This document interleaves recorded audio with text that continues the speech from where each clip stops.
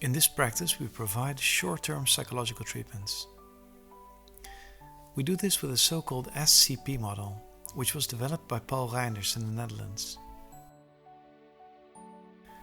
SCP stands for the almost mathematical formula S is C times P. This expresses what symptoms you're suffering from, how it came to be, and why those symptoms persist. That formula is the starting point of the treatment. Now, if we dig a little deeper into that, we could say that the S stands for the symptoms that you're currently suffering from. For example, feeling depressed or having little energy, or suffering from anxious thoughts. The C stands for the circumstances, or in other words, which circumstances played a role in the development of the current symptoms.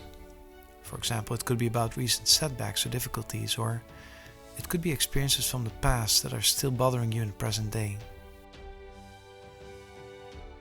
The P stands for your personal style, in other words, the way that you're used to dealing with problems, which may be typical of you or your personality, and at the same time may not always work as well or may even indirectly maintain your current symptoms.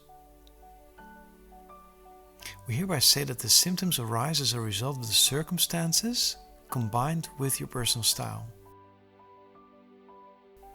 In other words, if the way you're used to dealing with problems doesn't work with the current circumstances, you'll develop psychological symptoms. Now, if you want to convert this into a metaphor or comparison, we could say that the personal style is comparable to a dam, and the circumstances are the seawater. And in everyone's dam or personal style, there always are weak spots, certain characteristics or traits that are part of you, but may not always be as effective when it comes down to dealing with the challenges you're facing. For instance, some people set the bar way too high for themselves, while others have a tendency to keep overthinking everything they do, and yet others keep going on until they're overexhausted. Now, despite those weaknesses, there's nothing wrong with your dam or your personal style. You're fine just the way you are.